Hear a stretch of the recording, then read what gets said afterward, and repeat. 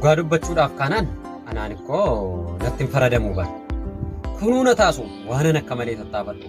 Maatii koo laalime, hiriyoota koo laalime, iddoon oolu laalime. Namumti fakkeenya gaarii naaf ta'u jira hin jiru bara. Kanaaf jedhee tanan nama gaarii ta'uu dadhabe. Kanaaf jedhee tanan jijjiiramuu dadhabe. Kanaaf jedhee tanan amala badaa kana wajjin umurii amma kanaa jiraadhee bara. Jaalladhee miti kan jettan. Akkasumallee anillee keessatti dhaladhee guddadhe. Maatiidhuma amala fokkisaa akkasii qabu na guddise. Hiriyoota wajjin taphadhee guddadhetu haraada akkasii qabu. Kanaafan waan akkasii keessa gale. Na dhiisiiti. Namumti erga obbaree booda. Namumti erga hojjetaa mootummaa ta'e booda. Namumti erga barumsa xumuree booda amala fokkisaa akkasii keessa galeeyyuu akkaatti jijjiiramuun isatti ulfaataa bara. Hammam kutataa ta'uyyuu malee, hammam murteessaa ta'uyyuu malee bartee fokkisaa takka harkaan qabatee sammuu isaa keessatti oomishe jennaan keessaa boonuun ulfaata beektaa. Akka amma teessee ilaaltu kana miti. Iddoo koo teesseetu ilaalte ulfaataadha. Isa taa'ee ilaaluuf daakuun boqqolloo dimbilaala. Akkuma jedhamu iddoo koo teesseetu ilaalte.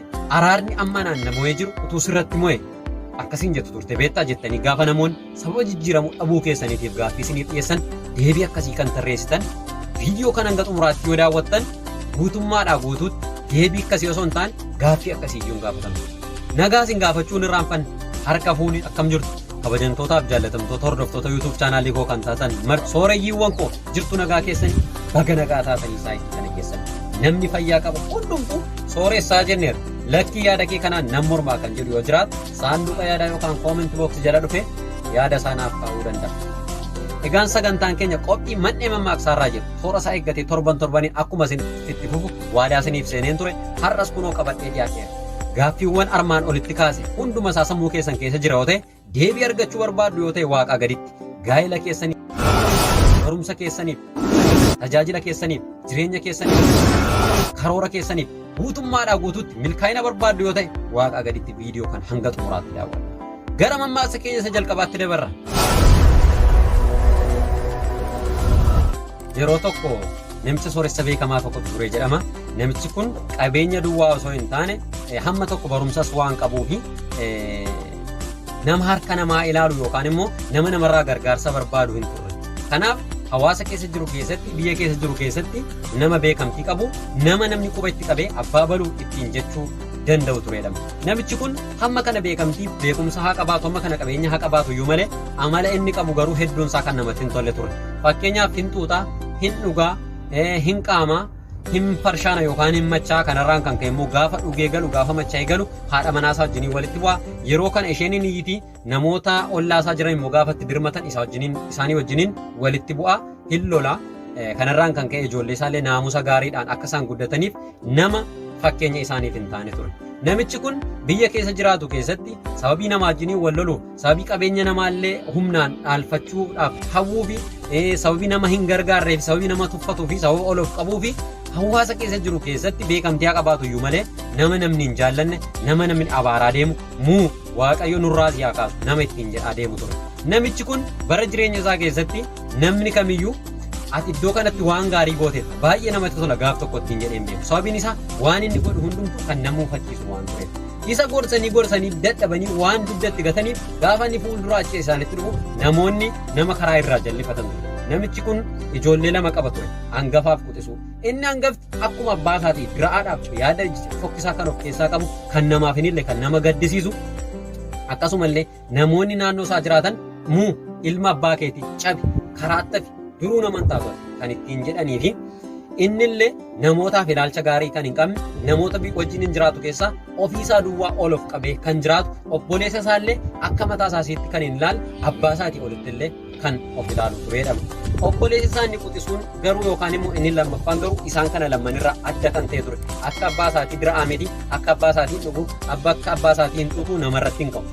Faallaasaa nama kan jaallatu namaaf kan oo'u humna isaatiin beekumsa isaatiin qabeenya isaatiin nama bira kan ijaaju gaafa dhukkubsatan baatee mana yaalaatti kan geessu boorsaa isaa keessaa baasee rakkattoota kan gargaaru gaafa beelaan kan nyaachisu ture. Yeroo kana namoonni naannoo sana jiraatan baay'ee ajaa'ibsiifatan. Namichi kun ijoollee lama godhateera. Ijoolleen isaa kun lamman immoo jireenya gaaffii nuti ta'u jiraachaa jiru. Inni tokko abbaasaa irra caalaa jira. Inni tokko garuu abbaasaaf obboleessa isaa caalaa kan namatti tolu. Ijoolleen kun lamman akkaataa isaan itti gudditan maalidha? Mee kottaa dhannee gaafannee irraa barraa jedhanii walii galaniitu gaaf tokko ijoollee sana lamman walitti qabaniiti. Nuti akkaataan guddina keessanii bitaan galeera. Abbaa keessan gaafa laallu isin lammanis gaafa laallu adda adda hundumti keessan. Mee tooftaan isin ittiin guddattan maalidha kan gargar isin gochuu danda'e gaaffiinuuf deebinuuf laadhaa jedhaniitu jalqabaa mucaasa hangafa gaafatan. Ati abbaa kee caalaa diraata. Wanta nama gaddisiisu hedduu hojjeta. Akkaataan itti guddatte addadhamoo maalidha mee maal ilaalte akkas taate kan jedhu gaaffii gaafatan. Obboleessi kee inni xinnaan gaafa laallu sirraa adda. Abbaan keeyyuu sirraa adda. Ati akkaataan guddina keetii addadhamoo mee maal ilaalte akkas taate ittiin jedhan. Inni deebii akkas jedhu isaaniif laatu waan isin ajaa'ibu. Yeroo ilaaltan salphaa fakkaachuu danda'a. Garuu mee hin murteessina. Dhugaa dubbachuudhaaf kanaan waa'een koo namoota hedduutu gaaffii ta'utu sarara hin jiru ture. Maaliif ani eenyuun ilaaleen guddadha. Yaa jamaa hin argitu. Abbaa koo hin argitu hin dhugantuutu. Namaa hin hilu.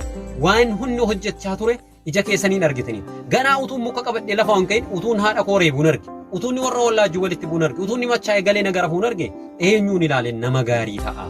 Isa ilaaleen guddadhee jedhe. Tole gaa jedhanii obboleessa isaa qoxisuu gaafatan. Mee ka'ati nama nagaanan waan ati hojjettu hundumtu kan bareedu ollaan bitaan mirgaa kan sitti gammadu. Akkaataan guddina keetii baay'ee nu ajaa'ibeera. Abbaan kee akkasi. Obboleessi kee immoo haadhuma isaayyuu abbaa isaa irra hin caala. Ati garuu isaan kana lamman irraa adda. Akkuma obboleessa keetii abbaa kee kan si guddisa. Moo ati ilma abbaa keetii miti. Isaan keessaa miti ilaata ati dhiigni kee mee nutti himi. Ati yoo maal ilaalte akkas taatenna? Maal ta'uu keessan isin abbaa koo ilaaleen akkas ta'e obboleessa koo ilaaleen akkas ta'e kaa deebii jedhu deebise. Waan isin ajaa'ibudha kun lamman isaaniiyyuu deebii wal fakkaataadha kan isaan deebisan. Maalidha? Abbaa koo ilaale kan jedhu ture. Inni quxisuun abbaan koo hin dhuga hin xuuxa. Hawaasa biratti nama wajjin waliin galu jaalala namatti hin argisiisu. Nu mataa keenya jaalala nutti hin argisiifne. Kanarraan kan ka'e hawaasni naannoo ilaalchinni isaa qabu argaan jira. Akka inni itti jibbamaa jiru, akka inni itti abaaramaa jiru. Isa ilaalee tanan gara jireenya fokkisaa kanarraa amala gaarii qabaadhee guddachuutti ofii koo of qare malee utuu akkaataa abbaan koo itti deemeera ta'e utuun isa fakkaatee deemeera ta'e yoona kan isinii birattiyyuu eebba hin argadhu ture yaada jedhu. Ilaala ijoolleen kun lamman gaaffiiwwan wal gaafataman lammaniif deebii wal fakkaataa deebisan. Maal kan jedhu ture? Abbaa koo ilaale kan jedhu ture. Haa ta'uyyuu malee garuu akkaataa isaan itti ilaalan garaa gara ture. Akkaataa isaan itti ilaalcha mataa isaanii keessatti qabantu garaa gara ture. Inni hangafti abbaa isaa ilaale isuma fokkisaa sana hojjetaa guddate. Inni quxisuun garuu abbaa isaa ilaale waan fokkisaa inni hojjetu sun akka isan baafneef waaqa durattis nama durattis fudhatama hin qabne kan nama ceephaasu ta'uusaa bare waan sana ilaale irraa godha. Inni sun garuu kallattii dhumaan. Obboloota koo waan tokko asirratti kan isin hubachuu qabdan jalqaba irratti isiniif kaasa. Ani koo natti hin faradamuu bara. Kuniyyuu na taasuu. Waan ani hamma tokko tattaaffii ho'aa taasisuuf malee naannoon keessatti guddadhe hiriyoonni wajjiniin oolu maatiin keessatti guddadhe koo fakkeenya gaarii naaf hin taanii jedhaniitu kaasu namoonni baay'ee. Namni ati wajjiniin deemu maatiin ati keessatti dhalatte obboleessi kee obboleettiin kee taateen guyyaadhaa gara guyyaatti naannoo keetti raawwatamu fakkeenya gaarii siif ta'uu dhiisuu danda'a. Garuu fakkeenya gadhee gaafa inni siif ta'u isa gadhee sana ilaalte ahaa wanti kun akkasii jedha. Namoonni gaafa waan gadhee ilaalan akka kana nama nuffuu jedha. Akkas nama jibbuu jedha. Akkas ilaalcha gadhee namaaf qabu jedha. Hawaasa duratti akka kana tuffatamaan taa'edha. Jireenya qosa boriitiif akka kanattiin fiixaan boomsa na dhowwaa jedha. Milkii na dhowwaa jedha jettee fakkeenya fudhatteetu gara bitaatti dhiistee ofii keetii karaa gaarii irra goruu qabda. Malee ani koo natti hin faradamuu bara. Namootaan wajjiniin guddadhee yeroo laaltu akkas waan ta'eef isaan ilaaleen akkas ta'e akkan jedhe. Gaa'ela kee keessatti, jireenya kee keessatti, bultoo kee keessatti waan gara fuulduraatti gootu hundumaa keessatti wanta ilaaltu hundumtuu fakkeenya gaarii siif ta'uu qaba. Jijjiiramuu dhabuu keetiif maatii keessaa dhalatte hiriyoota wajjiniin ooltu bakka hojii keetii barumsa dhabuu kee qabeenya dhabuu kee hin sababeeffatin. Sababni ati jijjiiramuu dhabdeef murtoo waan hin qabneef waan. Sa'aatii kanaa jalqabdee viidiyoo kana daawwattee akka xumurteen murtoo qabaattee jennaan hin jijjiiramu.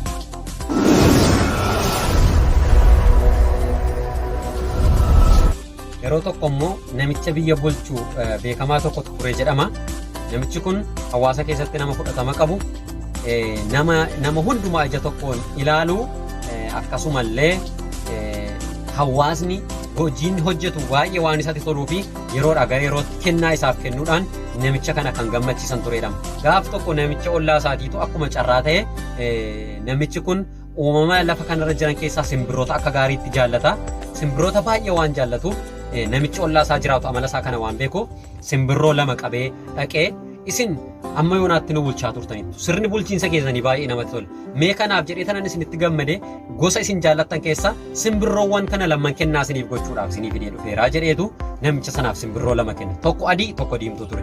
Simbirroota sana lamman keessaa ishee diimtuun balaliitee sokkite. Ishee adiin garuu kaatee dhattee mukarra teesse.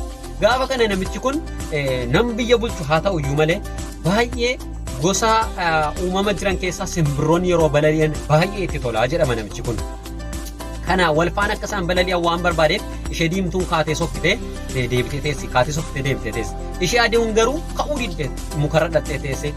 Yoona kana namichi kun akka itti bu'anii simbirroo kana dhaanii kaasanii hin barbaadu sababiin isaa simbirroota waan jaallatu. Yaada tokko murteesse. Egaa nama biyya bulchu waan ta'eef amma ka'ee amma waan barbaade murteessuu hin danda'a.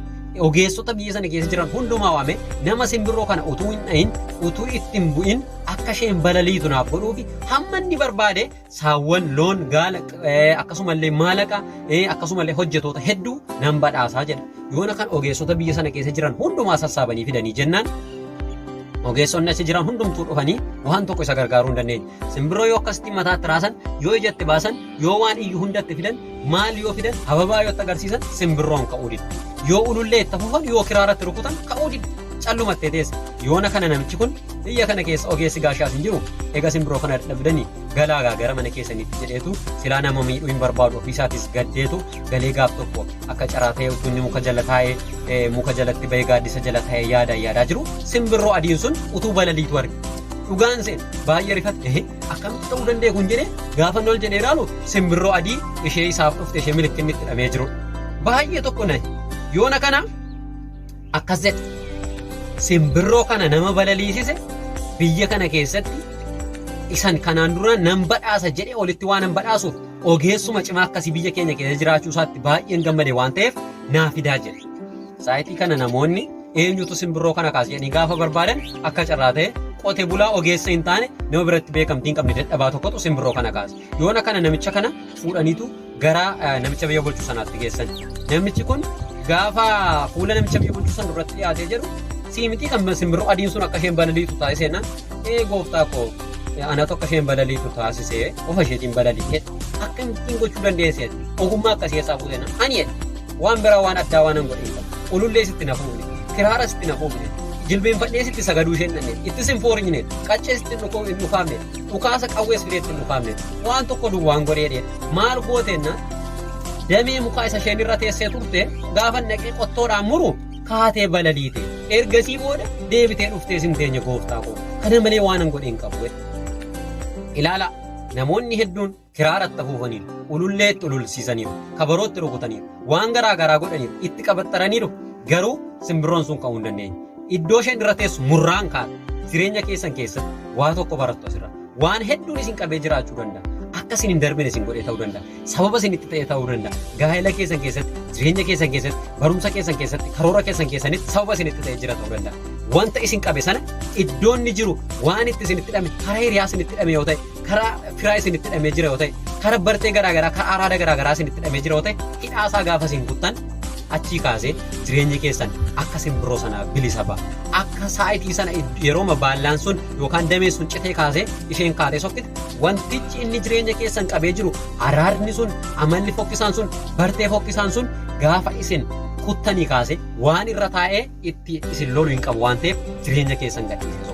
Kanaaf obboloota koo mammaaksan guyyaarraa qabadhee dhiyaadha keessatti tokkoffaan wanta bartee isin itti ta'e yookaan immoo dhaala isin itti ta'e akkamittiin sammuu keessan keessaa cabsuu dandeessu. Ani koo zarii koorraan dhaale, ani koo natti hin faradamu, namoota wajjin guddadhee fakkeenya naaf hin ta'an isa jedhu. Lammaffaa namni beekaadha jedhamu namni kamiyyuu bartee kanaan dura bare takkaatti ka'ee dhiisuu hin danda'u bara ulfaataadha jedhee itti dhiphachaa yeroo dheeraa akka inni gubuu hin dandeenye mammaaksa kana lamman irraa barachuu dandeenya. Fakkeenyaaf simbirroon sun damee irra teessu dhabde.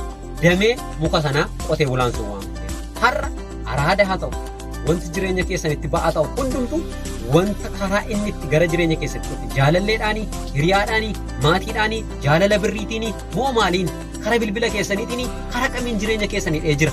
Kutaa dafaatii dameesaa kuttanii jennaan saayitii kanaa kaastanii bilisa baatu waan ta'eef. Kabajamtootaaf jaallatamtoota hordoftoota YouTube chaanaalii koo sooreeyyiiwwan koo hanga ammaatti mandhee diraamaarraa qophii jedhuun isin duukaa dhaabbadhee dafqee dafqa xuruurfadhee isiniif dabarsaan ture haasaan ture barumsa guddaa argattaniitu jedhee tanan yaada. Hanga xumuraatti hanga sa'aatii kanaatti daawwattaniitu taanaan waan isin gaa'ela keessan barumsa keessan jireenya keessan keessatti jijjiirama hin arganne hin jiru. Maarree isinirraa maaltu eegama? YouTube chaanaalii Ayyaanaatu Dirree Dhugaaf Jaalala subscribe godhaa. Yoo isinitti toleera ta'e like godhaa. Nama bira akka ga'u barbaadan share godhaa. Irra deebi'uudhaan subscribe gochuu hin dagatinaa. Yaada yookaan gaaffii yoo qabaattan waan isiniif hin galle yoo jiraate waan isiniif galeessu yoo jiraate baay'ee namatti tola kan jettan qabdu yoo ta'e kan namatti hin tolu jettan qabdu yoo ta'e saanduqa yaada yookaan comment box jalatti naaf barreessaa. Torbee qophii Mandhee Mammaaksaa jedhurraa viidiyoo kan biraadhaan deebinee walitti arginee walii wajjiniin bashannutti nagaatti turaan isiniin jedha.